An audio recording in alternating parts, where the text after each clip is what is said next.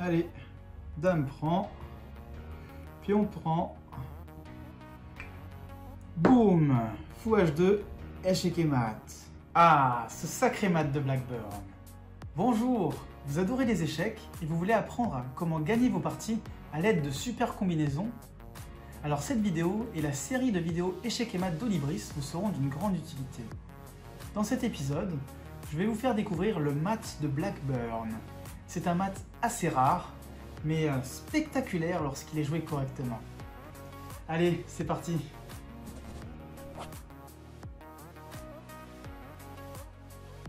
Ce mat porte le nom du légendaire joueur anglais Joseph Henry Blackburn. C'était un très fort joueur d'échecs, bien connu pour son style agressif qui lui a permis de devenir l'un des plus forts joueurs du monde.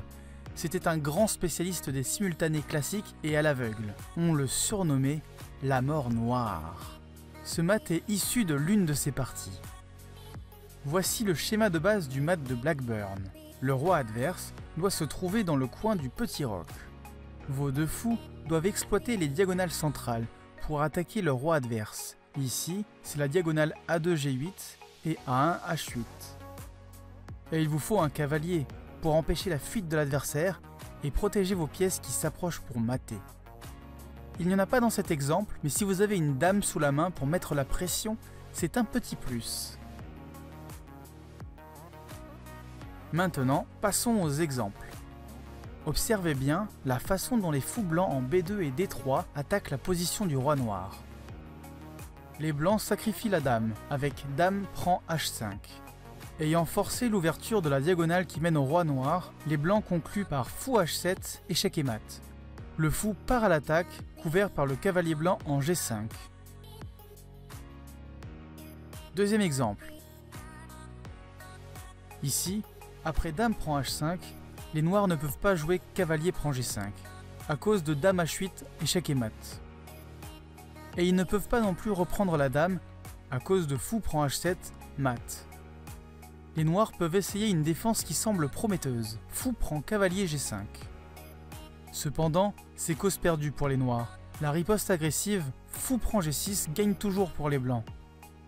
Les noirs peuvent tenter de reprendre avec le pion, mais dame prend G6 fait mat. Et si les noirs décident de jouer cavalier F6, les blancs prennent avec le fou.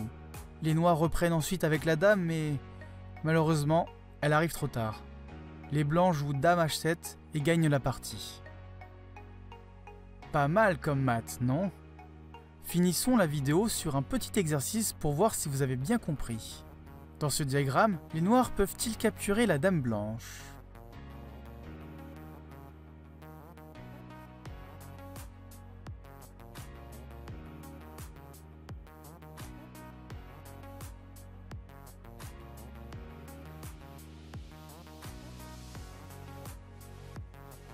Et la réponse c'est non.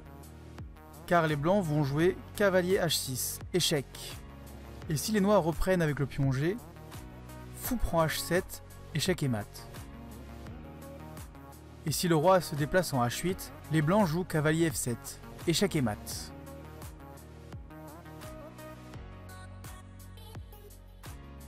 En tout cas, j'espère que vous avez aimé découvrir ce mat.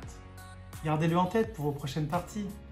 Les exemples que j'ai sélectionnés pour vous dans cette vidéo sont des extraits du livre Vive les échecs de Philippe Pierlot et Comment battre papa aux échecs de Murray Chandler. Ces deux livres expliquent de manière très claire et pédagogique les principaux maths qu'il faut connaître.